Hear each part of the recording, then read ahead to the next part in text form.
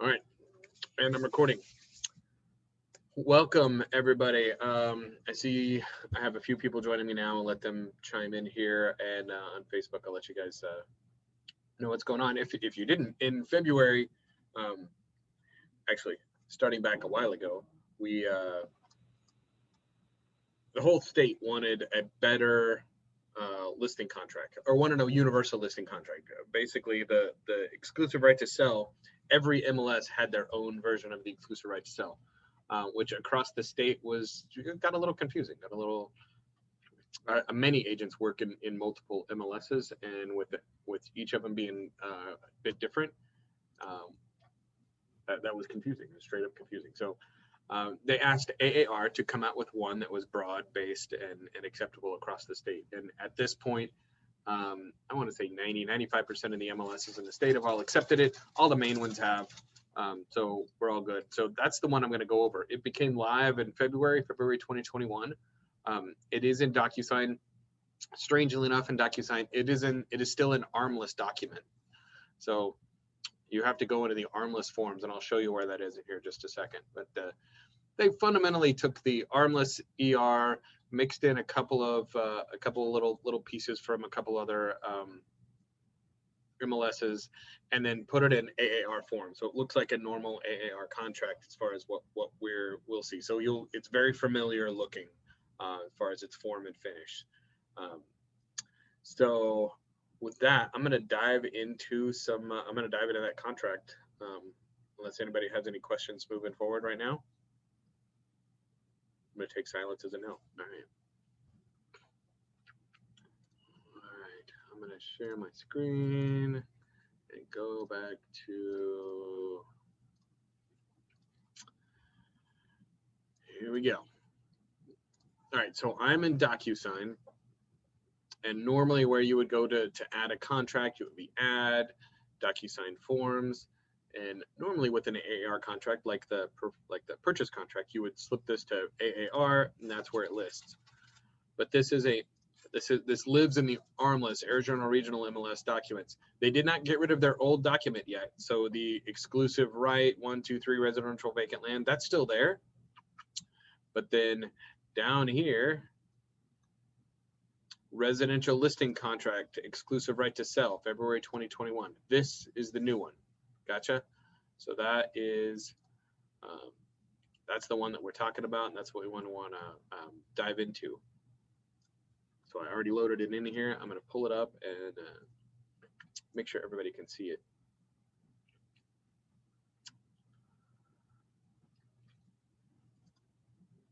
Oh, gotta love that. That's my next Zoom. All right. So everybody see that okay? Just give me a thumbs up or nod, read it at least. All right, good deal. So you'll see right away, it looks like a normal Arizona Association of Realtors contract. It's got the AAR logo at the top, equal housing, all that kind of stuff. It does say document February 2021. So this is brand new. Pretty straightforward. Lines 1 and 2, owner and seller. Lines 3 and 4, broker. So that's us. Actually, before I dive into that, I want to go into this. So if you go back to the document side, they did an exclusive agency as well as an exclusive right. Anybody on here tell me why we want to use an exclusive right versus an exclusive agency? Anybody remember? If anybody's talking, they're on mute. So they can't sell it on their own and not get you the commission. Right. Exclusive right always get paid. Exclusive right agency maybe get paid. There you go. Get your commission. Yeah, protects you and your commission. It also protects the client and so that they always have your representation, right? You don't get to. Nobody gets to come in and chop you out and get them exclusively, get them without you, so they can try to take advantage of no representation. So, however you want to state it with the seller, really, if I ever have anybody ask about it, it's really this contract binds us together in an employment relationship, and that way, no matter who comes to your door, I'm your representative. I've got your back, and that's what it is. So So we're going to dive into the exclusive right. I'm not going to go to the exclusive agency. I'm going to stay in the exclusive right. They're filled out the same. They just have different rights. And so I would rather everybody use the exclusive right anyway. So going in here, owner, seller, lines 1 and 2. These are just, you know, the legal names of who owns it. Where I like to go to is Monsoon to pull that so that I have the exact name. If it's a person or an LLC or a trust or something like that, that's who's going to convey title. If whatever entity that is, that's what's going to convey title. And then the broker, so this is, you know, Sam Smith.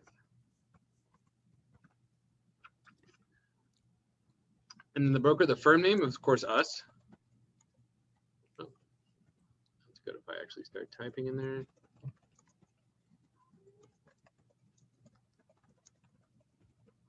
Keller Williams Realty Biltmore Partners, and then the agent name, and it's got 2 spots here. So if you are co-listing it with somebody, you can write both of them there. So agent name, there we go. And property address and legal description, all that kind of good stuff. So the premise address is what we would typically show as a premise address. And like your 123 Main Street, but if anybody remembers in school, that is not a legal description, right? So you want to write it on here because that's what everybody understands, and you want to follow it up with the legal description. So we've got the assessor's number here. These are all things that are very easy to pull off of Monsoon. And you know what? I will, I think I have MLS up enough to be able to show you that. So let's pull up a,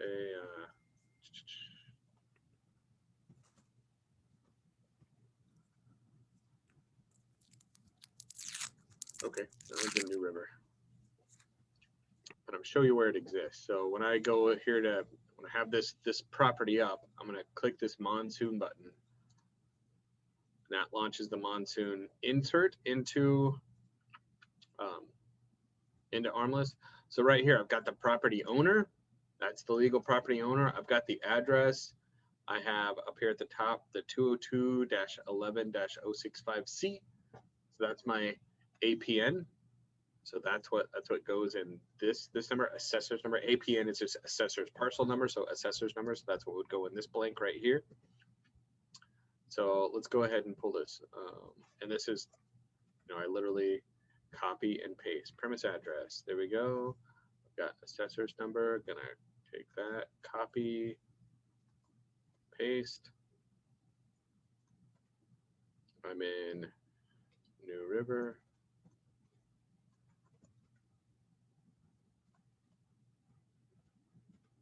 This is in Maricopa, right?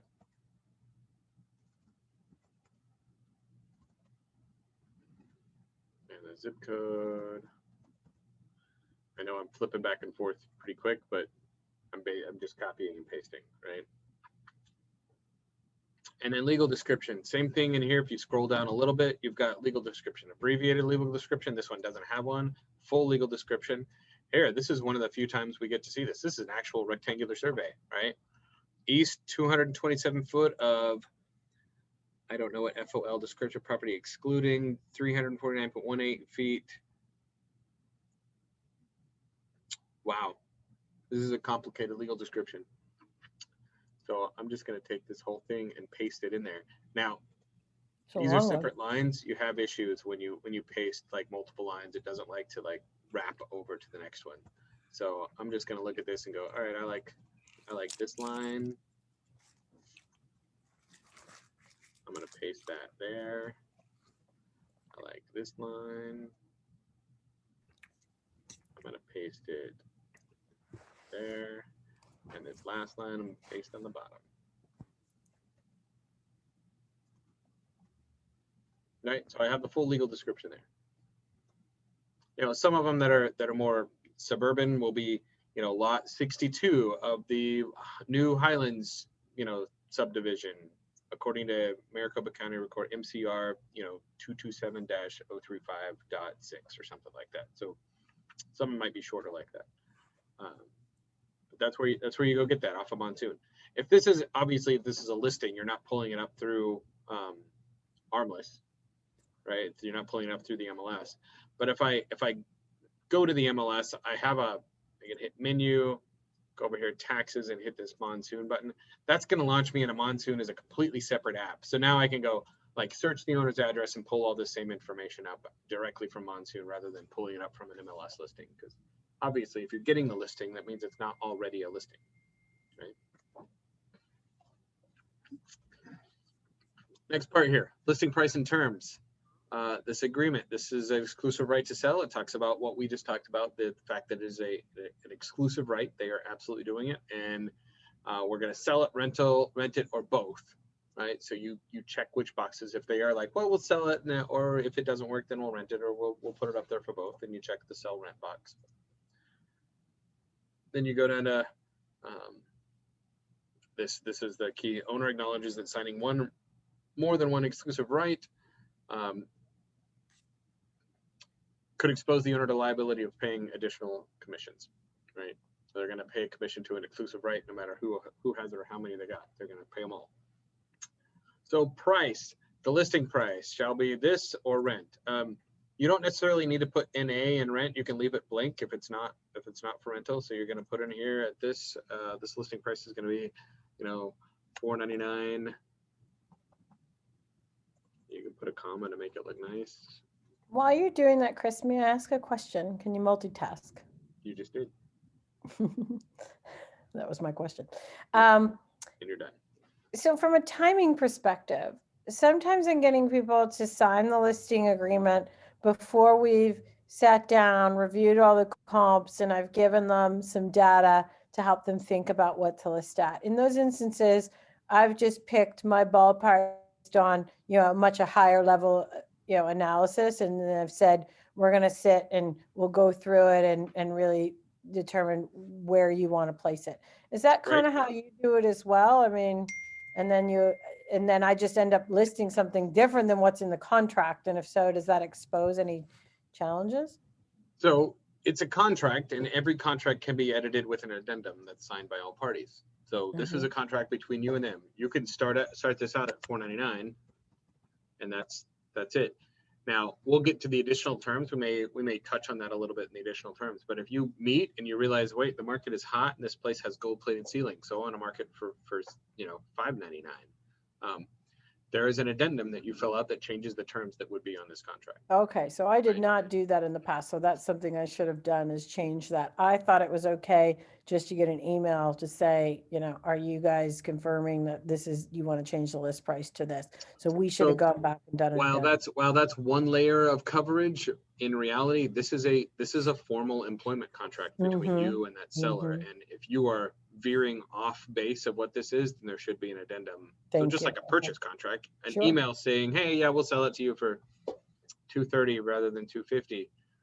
That's not good enough. You need an addendum that actually changes the contract. So great, thank you. So just like in every contract, the contract should have a term, right? So it's going to commence on this date and end on that date, right? So we're going to start this and end it. Now, we're going to get to the additional terms and conditions and some things that we typically put in there.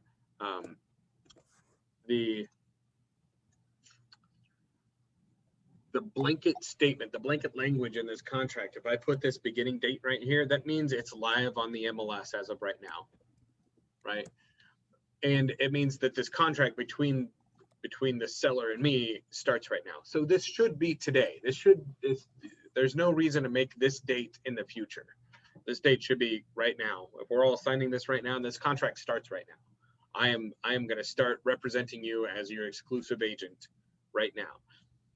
So this should be today, which is April 16th, right? So we'll do 4/16/2021 and shall expire. And let's go out 6 months, 10/16/2021, right? So it needs a beginning date and an ending date. That's what helps make it a valid contract. All right, moving on. Capacity.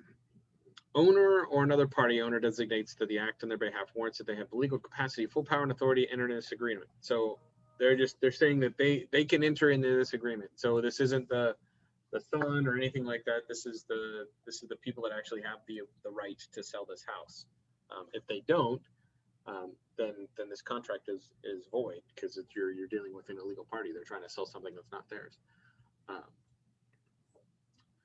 A rule of, not a rule of thumb, a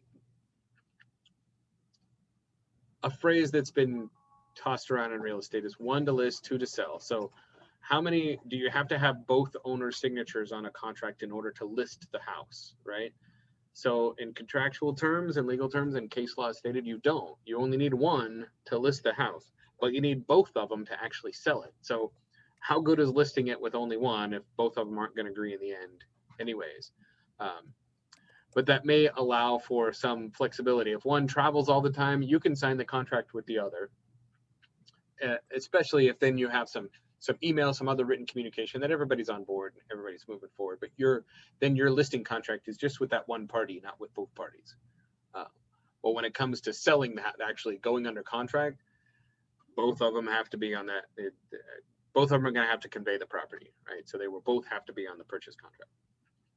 All right, moving along here. So this agreement may only be modified in writing, signed by owner and broker. So there's your, Kathleen, the modification needs to be something that's in writing, signed by owner and broker, which is effectively an addendum, right? Not an email. Equal housing, we're going to comply with local fair housing laws, pretty straightforward. On to page 2, compensation. This is where most of the confusion comes in. So it's basically saying you're gonna pay us some things, and this first one, lines 34 and 35, is just like the other listing contract. This is the total. Lines 34 and 35 are retainer. I don't see this used a lot. Retainer are about. I've only typically seen it used in if it's an investor or something like that. You're going to hold this and you're going to go. Try some things out, and you need a retainer in order to pay for your time that you may not get a commission from. In a typical residential real estate transaction, we don't use retainers. So the next part, 36 through the rest here. Commissions. If a broker produces a ready, willing, and able purchaser or tenant in accordance with this agreement, or if a sale or rental of the premise is made by owner through any other broker, otherwise, during the term of this agreement, owner agrees to pay broker a total commission of blank. So let's break that down real quick. Broker produces a ready, willing, and able purchaser. Does that say the broker closes, does that say the escrow closes? No, it doesn't. No, it does not. It is, we are to produce a ready, willing, and able purchaser in accordance with this agreement. So if this agreement says $499,999, and I got somebody that's willing to show up with $499,999 that's cash, doesn't have any other contingencies, anything, just ready to hand them the money and they're done, at that point, I have legally earned a commission. Whether the seller and the buyer complete that transaction and close escrow and transfer anything is actually beyond my response, beyond my need as far as this employment contract is concerned. Now, good luck chasing after that.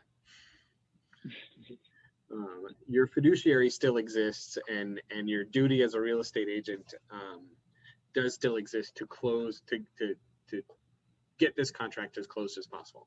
Plus, let's say you do find that one, right? That one that's perfect, and they show up and they say, yeah, I'm going to do it, and then it falls through. Ideally, you want to still represent this seller and try to sell it again, right? So if you go after commission for producing a ready, willing, and able, and kind of write off the future, you're kind of telling them that you don't want to work with them anymore. So typically wait till escrow closes and then we collect our commission. All right, the end of this, pay a broker a total commission of blank. So this is the total commission, right? So, what type of, you guys have been looking at listings and stuff like that out there. What type of commissions are you seeing in the MLS? Are they all 3? No way. No, we're seeing less than that, right? Yeah. I think right now the average commission across the board is about 2.65%. That means there's some at 2, and there's some at 3, and there's some at 1.5. Yeah, I saw my first 1.5 the other day. That homie, I guess they are. Yep. Yep. And I'm fairly new, if you don't mind me asking, is that because it's so competitive right now? People are willing to do lower commission rates, or it's a mix is of producing that? competitiveness and incompetence. Gotcha. So it's competitive, and listing agents going out and listing, and they want to win the deal, so they can offer 2.5 rather than 3 and save the seller 0.5%, or there's always a reason to be able to do that. I would say 2.5% is pretty typical right now, and that's not incompetence or irrelevance or anything like that. That's the market. That's what we're dealing with. Well, I talked to an agent in the office the other day, said don't go below 3 or you're showing weakness. So I'm just curious. So there is that. Like we as if we're representing buyers, right? We go in MLS and we look, and we're showing our buyers the property, and we have a fiduciary to our buyers, so we have to put our monetary interest last, right? It's their interest first. So whether it says 3 or 2.5 or 1, that should not factor into my decision to show them that property. And does it cloud your judgment? Absolutely. Right? You go in there, you see 1.5, and you're like, oh man, I don't really want to show this. I mean, I have to legally, but I don't want to. And we're not going to go into that contract right now, but the buyer broker agreement is the contract between you and the buyer that guarantees that bridges that gap. So if Homie has 1.5, that if you have a buyer broker agreement that has set at 3%, then that buyer has agreed to make up the difference, right? Can I ask a question? Is in this environment, is anyone doing that? Like I talked to one of the agents, she was like, yeah, I do it all the time. I had just never really thought about it. I just kind of thought it's not up to me as a buyer's agent, in this market, but it's a good question, right? I mean, you're working your tail off as a buyer's agent right now. What's your finger on the pulse, Chris? Like, so anybody that says, yeah, they do it all the time, they're over exaggerating quite a bit. And it's absolutely done, right? So you build a really good relationship rapport with your buyers, and they see that you're worth a 3% commission, then you shouldn't have any issue like letting them know, hey, this is a 2.5%. In that, according to our agreement, that means that 0.5% would come from you. Are we still okay with that? Yeah. I don't like it to come up as a surprise in the end. Right. You want to be very clear. And I've also seen some agents in their buyer broker agreements have the buyers sign that they are allowing the agent to not show them any property paying less than 2% cooperating commission, because in a sense they're not willing to make up that gap, so they don't want to even look at those properties that would cost them that money, right? So if it does show up that it's less than that, now you have written permission from the buyers to not show them that property. And then when they look on Redfin or Zillow and they see that property, like, hey, this one popped up, why didn't you show it to us? We're like, well, they're only paying 1.5%, and we had an agreement that we weren't going to show that because you didn't want to make up that kind of money. They're like, you're right, I don't want to make up that kind of money. So it's definitely a difficult conversation, and something you want practice on and want to tune, but it's a good one to have. And in business, concentrate as much as you can on listings, because listings are where that leverage is, right? So get more listings.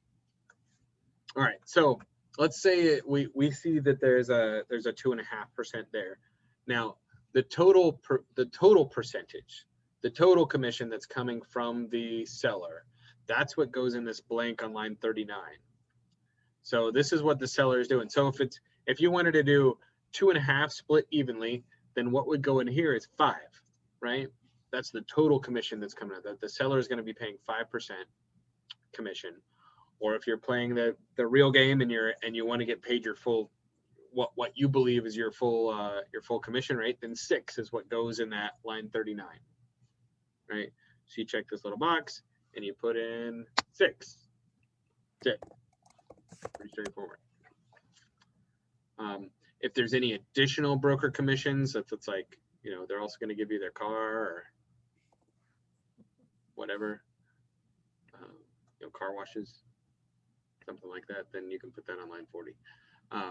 Line 41 through 44. Now this is where you as the broker, or you as a representation of the brokerage, are saying, if an agent from representing another brokerage comes to us, then we're willing to give them this much of our purchase, right? So this is where you put in 3, right? So 6 is the gross, 6 is the total commission, and then 3 is what you're going to participate across the aisle with the buyer's agent. Can I ask another question on that? You I'm just just did? going to just ask it because you always say yes. Is it always split 50-50? No, not at all. Because it tends to be what I see a lot, right? Or do you even know? But no. Well, it's that's not true. always. When I see 2.5, I'm assuming that someone's gone 5%. So that's not necessarily the case, you're saying. Not at all. In fact, a business decision of yours, if you get 6%, if you constantly get 6% listings, and you want to be that agent, you can totally give 2.5 to the buyer and keep 3.5 for yourself. Okay. It doesn't make you a jerk. Yes. Well, Because and Joe, a lot of that. Aside, are you a fiduciary if you do that? I mean, joking aside, is that a fiduciary thing? Because you could potentially be limiting the. You would. So if you didn't clarify that, if they didn't know that 2.5% could limit somebody's view, and you just put it in there for the heck of it, then that seller might have an argument, but they don't. In the short sale days, a uneven percentage there was often used, because the listing agent did a boatload of work and the buying agent did very little work. Right, buying agent put together an offer, sent it over, and now, right? Because say that again. Now in this market, you might be a little bit of a jerk to do that, right? Because isn't it fair to say that right now the buyer's agents are really working hard? Yeah. Yes. So yeah, if we were in a like a super fair world, then then you'd put on here like, I'm gonna collect 2.5 as the listing agent, and I'm gonna give 3.5 to the buyer because I know they're working a heck of a lot harder than I am. Yeah. Okay. Like, that's super nice and putting good juju out into the world, and nobody's gonna do that. I would love to do that, but go ahead. Okay. The buyer's agents don't get to define that, right? We don't have the employment contract with the people that are actually paying the money. So that's just between you and your sellers on, here's how I'm going to split it. Here's what this means, Yep. They're really focused more on the top number and understanding what impact that split. Right. Line 39 is what they're more focused on, because that's money out of their pocket. Right. And line 42 would say, like, if I put 1.5 in here, then I think it would behoove me as my fiduciary to my client, to my seller, to say, if I put 1.5 in here, that is going to make our property not look as attractive to other agents. Right. And I've used that sometimes as my negotiating when I've met with people that want to know straight off, will you do 5%? I said, it can be negotiated, but please understand that now you could be making your property less desirable because now you've got a lower number in there. And that's my negotiating tool. And in that script back to him, we're like, well, whether we're 5 or 6%, I worked the same amount. So I'm going to take 3%. So when we lower it to 5%, that means the buyer broker is going to get 2%. And that really does handicap your listing. Yeah. Yeah. Chris, Monica, do you ever see the buyer negotiate to pay agent fees? Yeah, sometimes. Okay. I see that more often in either commercial or land transactions right now. Okay. But they have, and you might have joined a little bit late. We were talking about the buyer broker agreement. That's where they would agree to that. So you would, if you were guaranteed 3 from the buyer broker agreement and you went into a sale that was 2, then that buyer is on the hook for the remaining 1%, right? And having that frank conversation with them up front so that they know that and it's not unexpected. That's a good way to one, make sure you get paid what you're worth. And two, honestly, that's it could very well be a very good relationship, binder. Like they know that you're working hard and they're going to pay you for it. That definitely is different between different personalities, but if I'm paying somebody for something, then I'm going to have a better relationship in there with them, right? Yeah. All right. This is for sale. The next area, lines 45 through 50, is all about rental. Same concept. There's a percentage or a dollar figure. So if you are wanting to represent somebody to rent something out, this says percent gross rental amount. So $1,000 a month on a 12-month contract is a $12,000 gross rental amount, right? $1,000 a month on a 24-month contract is a $24,000 gross rental amount. So be aware of that on both the total percentage and what you'll share with a cooperating broker.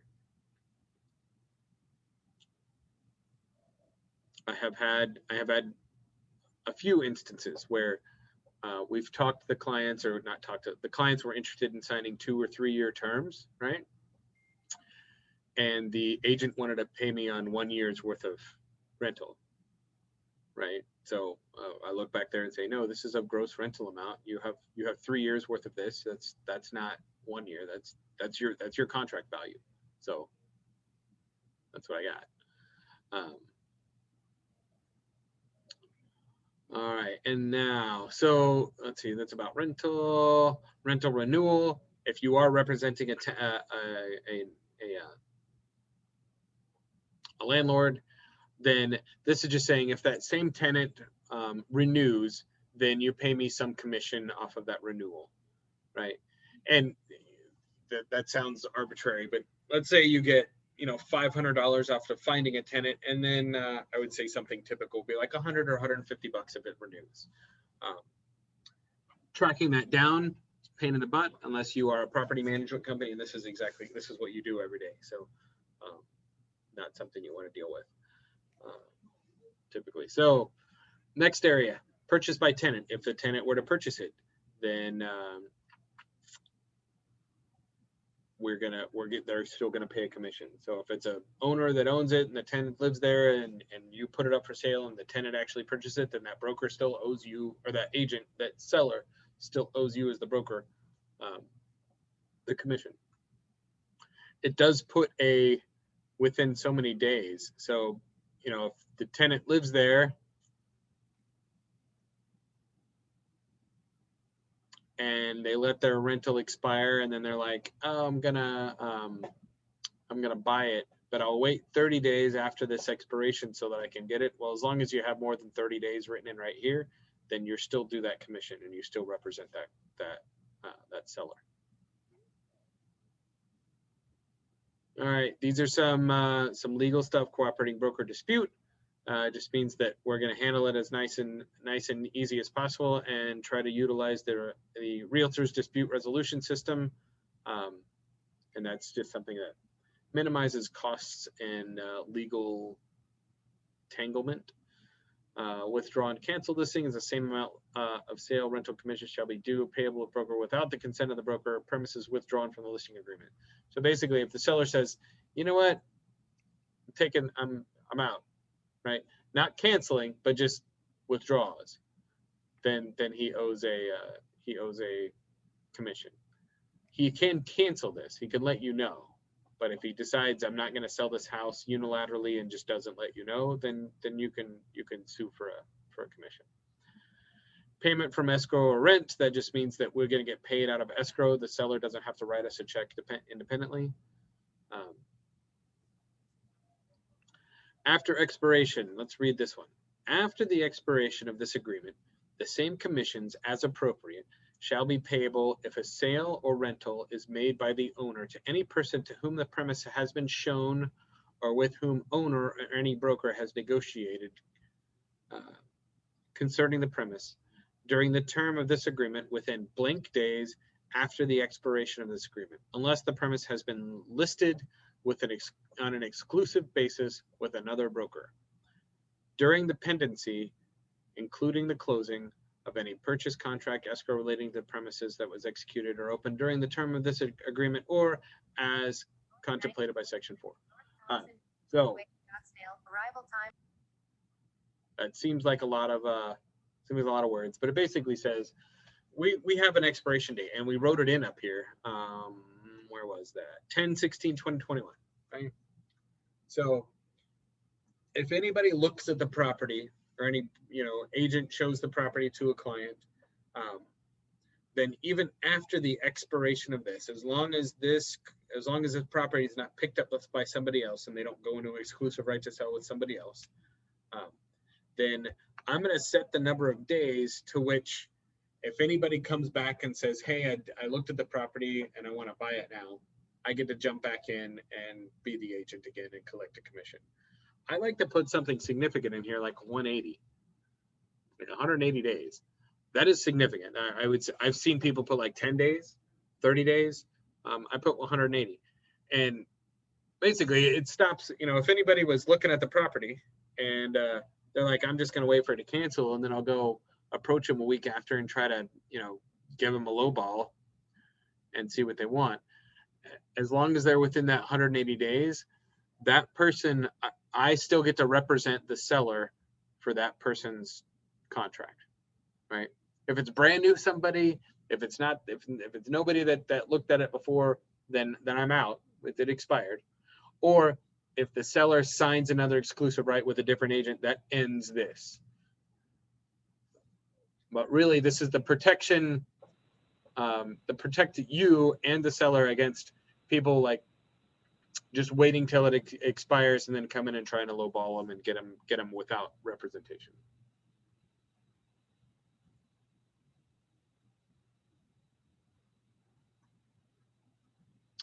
All right, failure to complete. If the owner defaults and can't complete, then we're still due a commission. This is about the legal construction of this agreement. You can read that when you're bored, can't sleep. Fixtures and personal property. This is a little bit of a change, right? It used to be just a list, but this is actually checkboxes now, right?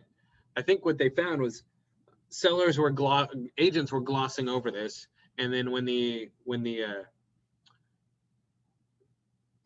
contract was coming to a close and the final walkthrough came through and the sellers had pulled all their speakers out, they were like, hey, there were speakers here. Like, oh yeah, those are like $500 speakers. I totally took those with them. Well, they're part of the property and they go, you need to put them back. And they get all pissed off because they just glossed over this whole section. Well, now this isn't something you can gloss over. Now this is something you walk through. Do you have any built-in appliances, ceiling fans, or remotes? They're going to go. Understand if the ceiling fan is controlled by a remote, the remote goes with the house. You have a central vac. Do you have draperies and other window coverings? Right? Fireplace equipment. Any affixed fireplace equipment. So if they have like a built-on beautiful like spark screen in front of it, and that's built, if you need a tool to take it off, that's a fixture that comes with the property. Floor coverings affixed. So no rugs, right? Stuff that you can pick up, but all the other coverings need to go with it. Freestanding range oven, garage door openers and remotes, all the light fixtures, the mailbox. You can't go.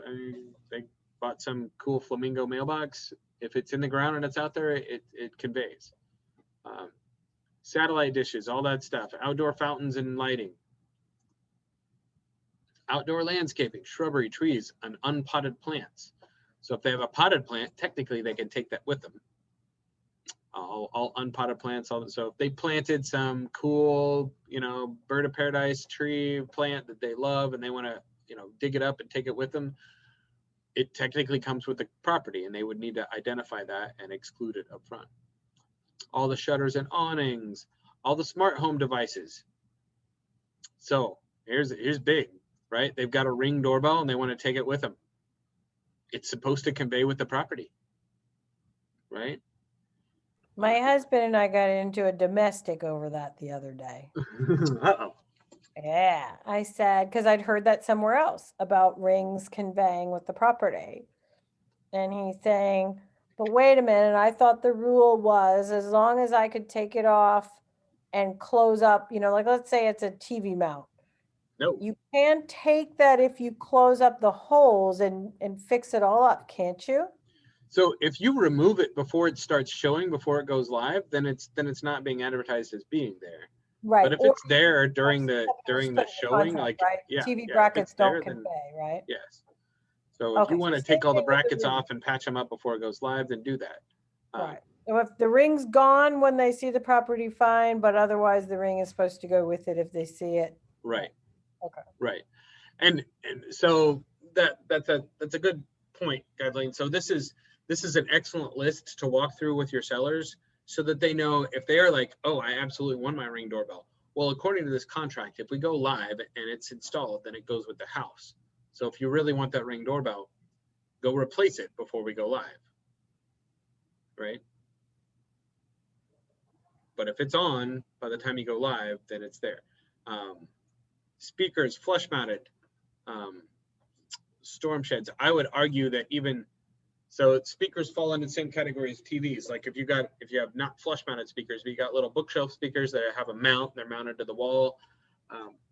The rule of thumb is if it takes a tool to remove it, then it conveys.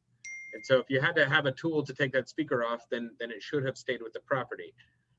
It also kind of bridges, falls in the gray area of TVs mounted on the wall. Like the TV itself does not convey, but the mount does. So that, if you walk through the house and you see that the TVs are there, it's assumed that they're there, and the TVs themselves do not convey, but the mounts that are behind them do convey. So at the final walkthrough, you should have a house full of TV mounts and no TVs. That's how it should be. And that's right over here, wall mounted TV brackets and hardware, excluding TVs. So again, this comes into when you're walking through this with your sellers and they're like, oh no, that's a big old articulated mount. I totally want to use that on my next house. Cool. Then remove the whole thing before we go live, right? It needs to be gone. Can't be in my pictures, can't be anything, right? Storage sheds. So outside you got those little tough sheds and things like that that are out there. Those do actually convey. So keep those storm windows and doors, stoves, gas log, pellet, wood burnings, timers. Those are the ones that are affixed, not like your gas pellet grill or something like that outside. Timers for like sprinklers and things like that, that all goes. Towel curtain and drapery rods, water misting systems, those are installed. Window and door screens, sunshades. Again, if you have to have a tool to remove it, it stays. And if they want to keep it, then it needs to be removed before photos and before going live. These are other things that if owned by owner, the following items are also included. Affixed alternate power systems, meaning solar, right? They're going to go with the house. In-ground pool, spa, tub equipment, they're going to go with the house. Security fire alarm systems, water purification systems, and water softeners, right? So those will also typically be included. And I like the fact that this new contract has these check boxes. So you can literally have them either check them off or check them off right in front of them or something like that. So you're reading through these things and they get it. Then this is additional property, which may be included. So these are things that are optional, often variable. So refrigerators, washers, and dryers are the first ones. Pretty straightforward there. So if they are including the fridge, then mark it. And you can put in the description here, like what type of fridge is going. Same thing with the washer and dryer. More importantly to describe is if you're not doing any of this description stuff, you're not laying it out there, is if it's there during the photos and the showings, then that's what needs to be there when you convey property. We had this was just a month ago, we had an interesting transaction where our buyers were buying a property that was tenant occupied and the tenants moved out, right? And so the seller had put in there, takes a refrigerator, washer and dryer and that kind of stuff. So we walked through, we saw it, we had the pictures of it, it had all this stuff in there, had a nice stainless steel fridge. Will come unbeknownst to the owner, that was the tenant's fridge. So when the tenants moved out, they took their fridge with them. So there was no fridge there. Well, the owner freaked out, went down to like, I don't know, Cheap Appliances R Us, and bought like a $50, almond colored fridge and stuck it there right before the walkthrough. And we walked in and we're like, oh, that's not right. That is not right at all. So we pulled up the pictures from the MLS and pulled up the original agreement, and I mean, so the seller was on the hook for putting a understanding that the fridge that was there was the tenant's. He didn't have a right to sell the tenant, so he can't go get the tenant's fridge and say put that back, right? So he didn't have, but he had a right. He had a responsibility to put something equal there that would replace that, and that the almond colored crappy fridge from the 60s was not it. So he did have to. Craigslist. Yeah, he did have to, and he ended up not going to get another fridge. He just ponied up another like $500 or $600 to help my buyer buy a new fridge when they put it in there. It was not a $2,000 fridge that went away, right? And it obviously was not brand new. So the seller's under no responsibility to buy a whole brand new top of the line fridge to put in there, really to replace what they saw. So what they saw was a 4 or 5 year old fridge that was stainless steel and not high end. You can go buy one of those for $400 or $500 off Craigslist or whatever, all day, every day, and twice on Sunday. So that's what we decided on. They gave us $500. If there's anything else above ground pool stuff or anything else other, lay it in there. So if they're like, I don't know, what would be added? Something else that they would own that they would want to convey. Maybe they do want the TVs to convey, right? Or maybe they do want the furniture to convey. So this is where you add that kind of stuff in. Next section down here, leased or not owned items. So solar, alarm system, propanes, or water softeners. Those are pretty common leased items. If they are going to be included, then they will. Now, stuff like, well, actually, almost all of these, know that when you're discussing with your seller, they have a leased alarm system. Like, okay, well, you're gonna need to talk to the alarm system, know that we're gonna sell it. They're gonna need to have the transfer paperwork and all that kind of stuff prepped. Like, tell that seller, be prepared for this, because sometimes these companies don't have the same sense of urgency as anybody else does. So it's nice for the propane tank company to get that transfer paperwork in as fast as possible, because if they take 2 weeks to get their two owners to sign it and find the new information to the buyers and all that kind of stuff, you don't want that to delay escrow. So if they're like, oh yeah, we do have a leased water softener, cool, I need you to make a phone call to that leasing company today and get the paperwork for transfer ready to go so that we have it spot on. Then another section for other leased items, and then they made this section smaller. It's interesting. Fixtures not included in the sale or rental, right? So this would be stuff that's there that you're not going to take down until you move out or until it conveys, but definitely does not go with the property. So stuff that would frequently fall into a line here would be things like a special chandelier, or what do we see? Investment properties, stuff like automated locking systems. So they got those keypad locks, right? If you're like, no, I don't want to convey that, I'm going to keep that, we're just going to put normal locks on it. Those kind of things would be what would be listed here. And this is a good spot to sit back with your seller and say, all right, now think about everything in this house that you would want to stay here to make it show and look pretty, but you also want to take it when it sells, right? And if it, they're like, oh, I get that now. All right, so I want to make sure that, yes, that dining table is a mid-century dining table with the chairs, and that makes this dining room look so awesome. I'm going to keep it here because it's going to show real nice. Awesome. Well, let's make sure we notate that those don't convey, right? That was kind of a bad example because furniture is understood not to convey, but it's You walk into a place and there's table and chairs, some people might wonder if it's there. If you're going to keep your washer and dryer there because they're staying at a friend's house until they buy another place, but they have to have their washer and dryer, that's something that would be understood as would convey without going into detail. And so you want to be able to make sure it's known that it does not convey. And Chris, All right. even quick question. Yeah. When it's known that it doesn't convey, but they put it in the purchase contract, you just do a counter indicating it doesn't. Right? Correct. Yeah. If they don't follow the instructions in the MLS and they try to include something that was not supposed to be included, then you'll need to counter that out. Yeah. Absolutely. And I've seen it, and I've done it. I'll tell you, I've seen that it does not include the washer and dryer. We go through there, it's got the washer and dryer. I want it to write the contract and include the washer and dryer. So I say, yes, include it. And I see if they'll agree with it. You know, and sometimes tossing in a washer and dryer to make a sale, not a bad idea. In this market, not so needed. But there you go. All right, any more questions in that section? It's a pretty intense section. Feel good? All right. Done. Agency.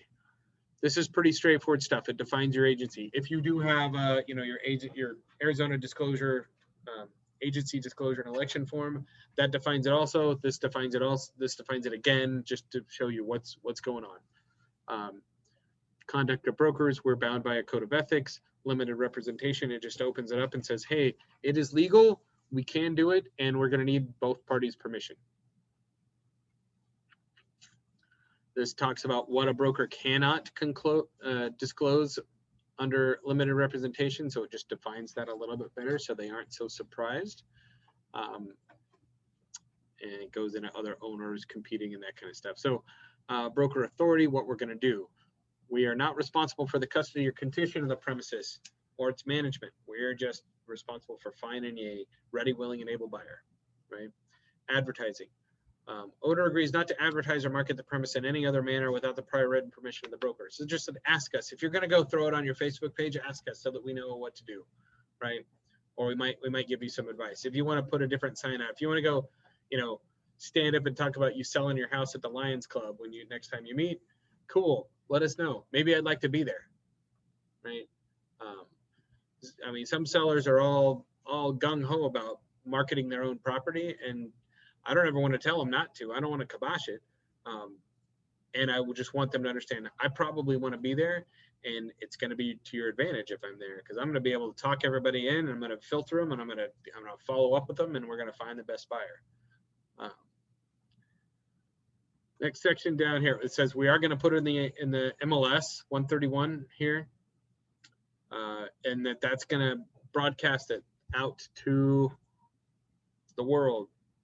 Right? Signs. This is where the broker is or is not allowed to put a broker for sale sign. Is usually the case, but there are some times they're like, no, I don't want a for sale sign. All right, then is not. I'm not going to put a for sale sign. Photos and video. Owner does or does not allow the broker to take photos. Key boxes and lock boxes. So the broker does or does not, or the broker is or is not allowed to put a lockbox on it. There are definitely some sellers that don't want a lockbox on their property. They want the agent to accompany them to the property every time and open it.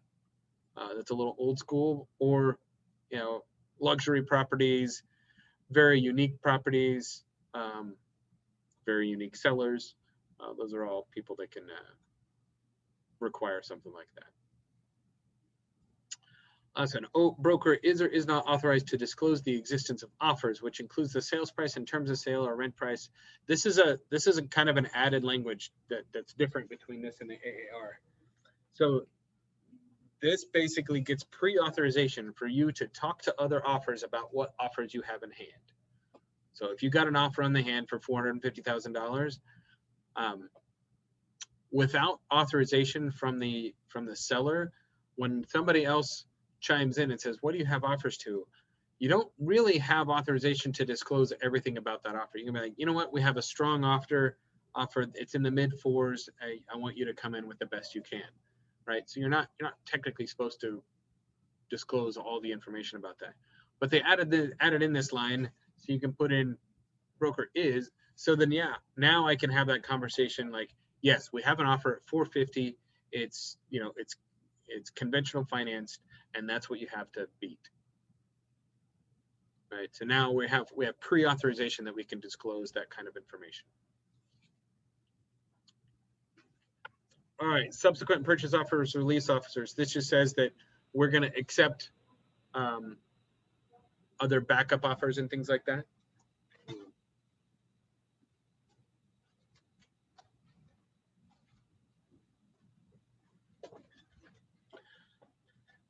And it blends in with the next set of lines, 160. It says, what does the owner want to do once we accept a purchase contract? We want to accept backup offers, withhold verbal offers, meaning only accept the written ones and the verbal ones don't mean anything, or withhold all offers.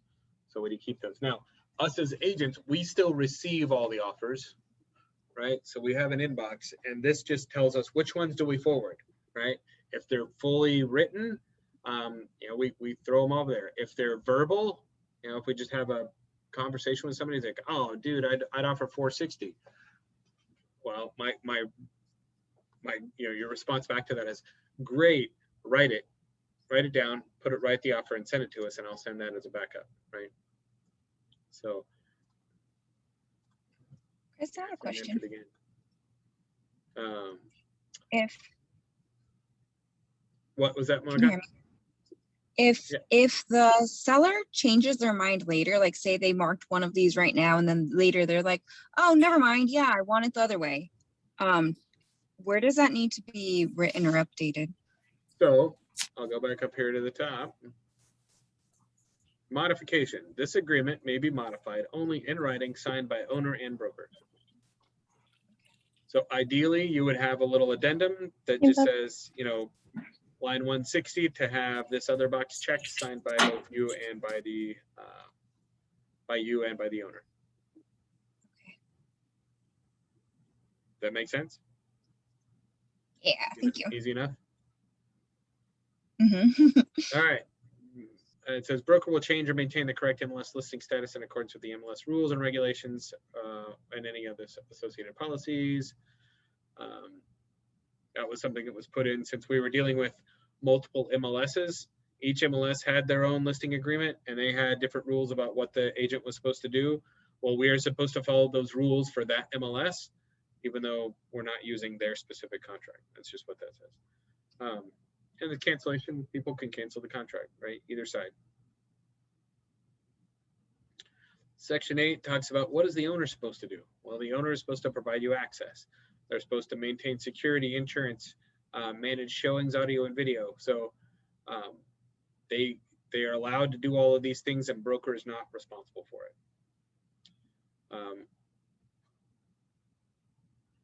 Owner is advised to post notice disclosing existence of security devices on the premise.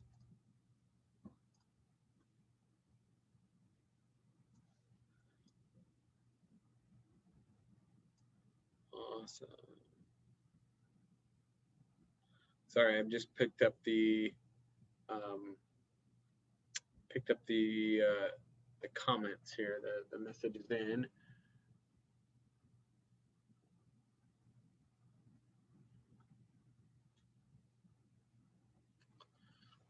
All right, so here we go. What else here? Adverse information. Owner needs to disclose everything about the property that may be adverse or have a material effect on the property. This is including not just things that are broken, but like, does it have a tax lien or a judgment against it? Any past or present infestation, or any other repairs or anything like that. So the owner is signing up to disclose everything needed. And everything needed is, if it is something that when your script with the owner is, if it's something that if you were buying the house, you would want to know in order to inform you on whether you wanted to buy the house or how much you would pay the house, then that's something that you would need to disclose. The little story I like to tell is this goes back. Faye told me this story 7 or 8 years ago. Is agent represents the seller. seller, you know, he goes in and meets, and the seller's pleasant. The house is very nice. He says, all right, well, you know, why are you selling? He says, well, you know, I want to just move and blah, blah, blah. And then you hear a dog barking outside, and he goes, oh yeah.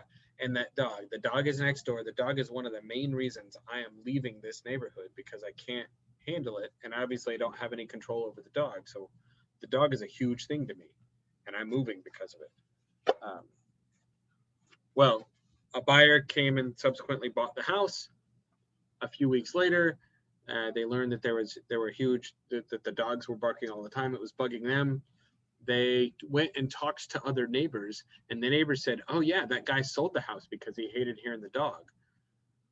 Well, when that seller disclosed that one of the reasons I'm moving is because I don't like that dog barking, that became a material fact that the seller should have disclosed, right? So that should have been in the SPUDs. That should have been in some sort of disclosure that disclosed out. When the buyers, the new owners, found out that was one of the main reasons, that was the main reason the guy was moving, they went back after him, right? Sued him for lack of disclosure, saying that if they would have known that there was a huge dog barking issue, that they would have never bought the house. And the buyers came out victorious in that. The new buyers did, because it was stated as a primary reason, and and that was material, right? So if I may ask, yeah, sorry, in those situations, like in that current situation, say the seller does not disclose it to the agent, the listing agent. I know a lot of times during those disputes, the agent can get in trouble as well, but does that specifically have to just do with buyer and seller there? Or the agents, are they liable at all? Yeah, so the agent is just as liable to disclose anything that they know, right? Even if they didn't get the information from the seller? So if they didn't know it, if the seller didn't tell them and they had no other reason to know it, then that's out of the agent's hand. The agent can't read it. Okay. Yeah. If the agent, we're going into hypotheticals, but let's say the agent talked to like 7 of the neighbors, and all the neighbors said, "Oh yeah, that guy hates the dogs, and that's why he's moving." Now it's something I do have. Then you have some information. Yeah. Right. I have been informed. Whether the seller told me or not, it's something I found out about it, and I have to disclose that. Right. So if you're walking through the place and you look up and you see that there's a water stain on the ceiling, yes, that is, you have now bound yourself to have to disclose it. Yeah, you're definitely liable in those situations. Right. So same thing. Whether or not the seller told you, oh yeah, I've got a leak, but you walk through a room and you see, oh, hey, there's a leak. That falls in your lap also. All right, disclosures. This is all about disclosures and all that kind of stuff. This is great to read through. I don't want to read through this line by line. It really is just reminders to the seller what all is needed to disclose. And, just little keys. So your lead-based paint, your water well type of stuff. If there's foreign investment, HOA condominium stuff, insurance claims, you need to disclose all your claims. If there's a lease, if there's a lease owner's policy, if there's a solar lease, all of this stuff, that just kind of a memory jogger and specific things for specific things going on. So specific documents for specific things going on. This could take forever to go line by line, so I'm not going to go through that. But disclosure is big, right? One of the summaries was you are to disclose everything you know or should have known that would materially affect a buyer's willingness to buy, a seller's willingness to sell, or the compensation thereof. So some key phrases in there: know or should have known. So just because you put blinders on and walk through a room so you don't see that there are any leaks doesn't mean you're out of it, right? If it's something that is well within the bounds of should have known, then you're bound to it. You're to disclose it. And it's anything that would alter a buyer's willingness to buy, seller's willingness to sell, or compensation. So if that would have been worth some money, or would have informed anybody to say, yeah, I don't think I would buy this place, then that's in the list of disclosable items, right? The other phrase I like to put out there is, the more you disclose, the less they can sue you for. in Arizona. That's, you tell that to a seller, the more you disclose, the less they come after you for. Okay, all right, then put everything on there. There are other states that are non-disclosure states, meaning mum is the word. You are to convey property as is. You don't say anything. It's completely buyer beware. Buyer has to assume all responsibilities there. Arizona is not that way. Really interesting. Yeah, there are. Mostly East Coast. All right. We're almost done, guys. Look at this. Remedies, recommendations, we can recommend stuff, but that doesn't mean that we're pros at it.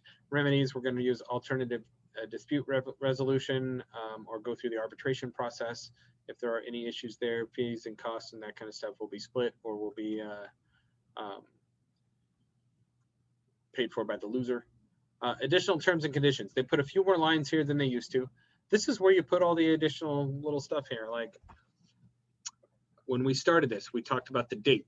Right, so we put that contract date in there, and that's the date that this employment agreement started. And if we didn't do anything else by this contract, it says that we're also live in the MLS on that date. So I put today's date in there, but he's like, no, I want to like clean it up. I want to go live. So I may say, something as simple as listing to go live in the MLS upon written instructions from the seller. Right, that leaves the door open. Right, that if you have confidence or like, oh, I just need to like clean up a few things, I got a painter coming in and we'll be live by next weekend, like, okay, cool, so just do this and shoot me an email saying, hey, we're good to go live on the whatever the next date. I've got I've got to get things fixed up. I got 2 weeks. They got whatever, but get an email from them or a text saying, hey, we're good to go live on the 23rd. Right, that's good. Or if you want to nail them down to stuff, like if they're like, we could do something for like a week or 2 weeks or whatever, now's when you can put in things like, interior painting to be complete, if you spell things right, by 4/23, pictures to be ordered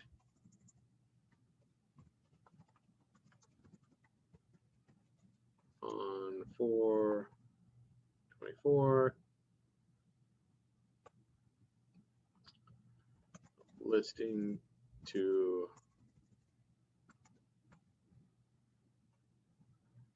be live on the MLS on 4/25. So you could be broad like what I just said, or you could be very specific like this. This is a contract and you're putting these details in here. Now, it would be easy to push back on a simple sentence like that saying, all right, so if the interior painting is not done on the 23rd, what happens? Right? Do you like cure them for breach of contract? What do you do? There's lots of stuff, but this really comes down to what do you want to hold your seller responsible for, and where do you want them to be? So I've really only used something specific like this when I feel like they're the type of people that are like, we'll get things fixed sometime this week or next, and then we go live in 2 weeks, that's fine, or 3 weeks or a month, or we're like, okay, well, let's put a little more concrete timeline to this. I'm going to put in some dates. I'm going to bound you to things, and they respond quite well to that.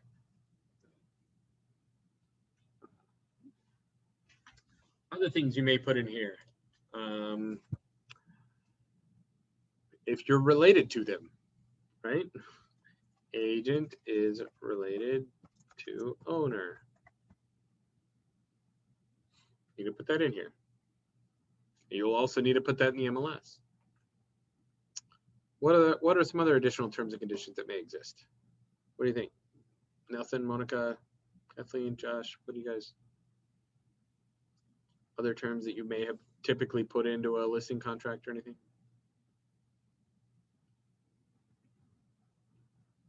Nothing. Well, in some luxury listings, you can have a variable commission rate. So it's maybe it's not 6% across the board. It's 6% up to 2.2 million, and then between 2.2 and 2.4 million, you get 4% of that, and you get 2% of the next one, you get 1% of the next little bit. So they maybe graduate that a little bit differently.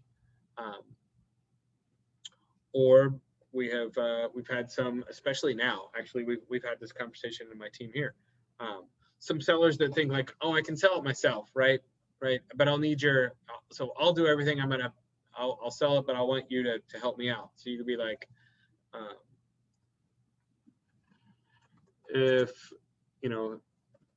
seller brings the buyer within 10 days of executed listing contract,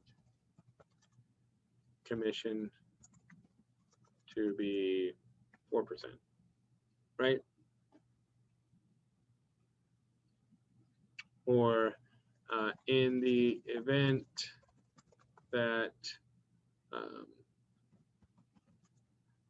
broker represents both seller and buyer, total commission due to be 5%, right? So you give them a 1% discount to manage both sides of it, right? So these are more common clauses that may exist in the additional terms and stuff like that. So ideally, if it's one of these kind of blanket statements, go crazy. If you're looking to get some unique constraints or unique circumstances built into this, call me up and run it by me. We'll just make sure the wording is right and make sure it's going to protect both you and the client. All right. The last little bit, assignment, Arizona law, notice these are all legal things. The owner may assign any rights, obligations. Nobody may do that. So I can't sign this contract and then say, oh, I'm going to hand this over to somebody else. No, that would be, the owner then would need to enter into a contract on some, with them. Notice, days, counterparts, entire agreement, legal stuff, and then signatures. Now, this is owner and broker. Very obvious that the owner has to sign it and you, the realtor, has to sign it, right? This is a contract, an employment contract between the owner and you. So it does require both signatures. I don't know how many contracts, listing contracts I get in that just have the owner's signature on it, not yours. And that's not cool. Put your signature on it. You are entering into a contract just like they are. This line 276, also agent is a member of the blank association of realtors. This is where you write, Phoenix, right? Or Scottsdale. Or what is it? We serve, right? Or Tucson. Or whatever board you're a member of, right? You write that in there. What that does is that defines which code of ethics that you're bound under, right? They're all the same, yet you have to lay it out on here because it does state above that you comply with the code of ethics, and this is right here is saying who's responsible for you complying to that code of ethics, right? So if you were to have an ethics violation, it doesn't necessarily, an NAR ethics violation, that doesn't necessarily go to the state or even the ADRE. They're going to complain to the Board of Realtors and figure out if you had a true ethics violation, right? If you have a legal violation, that's going to go to the ADRE, right? Because they're gonna a licensing violation, that's who they're going to deal with. All right, then you sign it, and now you have a listing contract.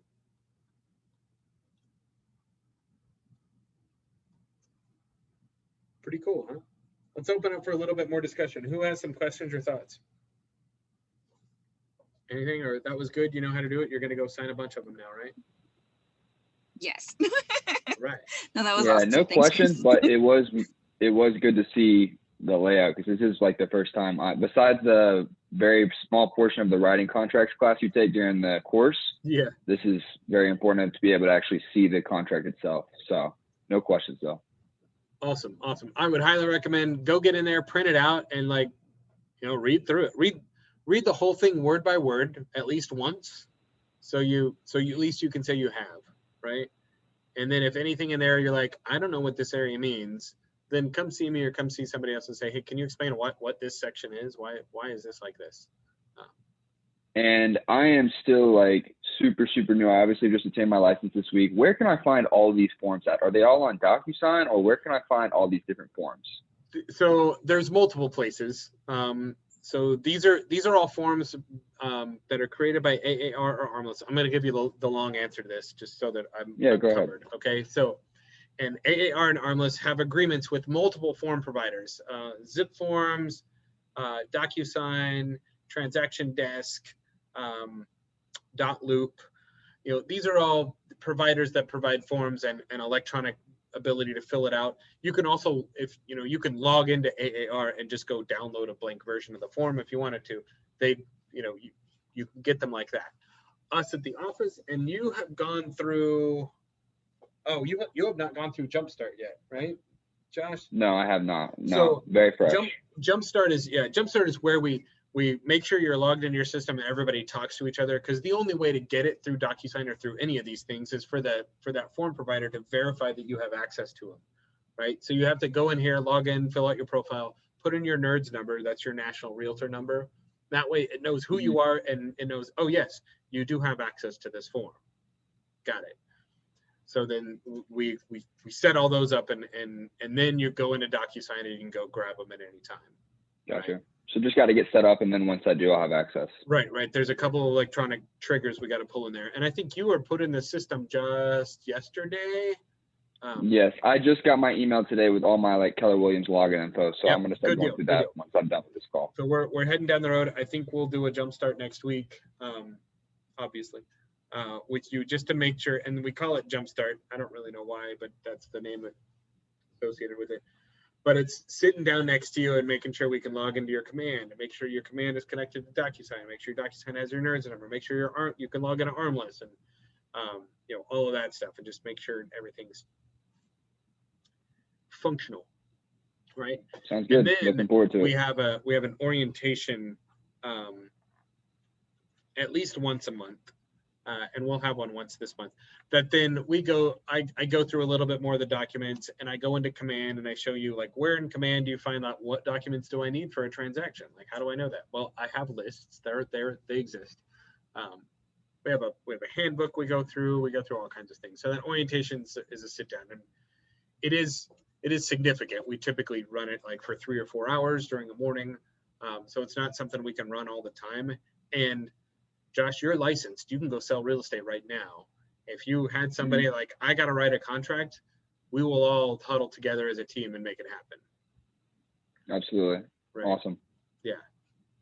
So with the functionality and the electronics and all the technology and stuff put together, sometimes it just takes time for stuff to propagate, for people to have the right amount of time to spend with you and make it all work. For sure. Thank you, Chris. No problem. All right, guys. Well, if I don't have any more questions about the contract, then we're going to wrap this up. This was on Facebook. I'm pretty sure it's still live on Facebook. I'm going to stop the share so you're looking at me. Yeah, it still says I'm live on Facebook. I'm also I recorded this, so I'll upload it to YouTube. So it'll live in our Facebook private group, as well as on YouTube for anybody to download. If you want to watch an hour and 20 minutes of me talking anytime, go for it. Right? That's weird, but it's good. And yeah, if you guys ever have any questions, my phone's on. Give me a call. Like I say, I'm a fully grown adult. I know when I can and can't answer my phone. So you call when you feel like you need a call. If I can answer, I will. Right? And I'll make it happen. All right. I'm going to stop the recording.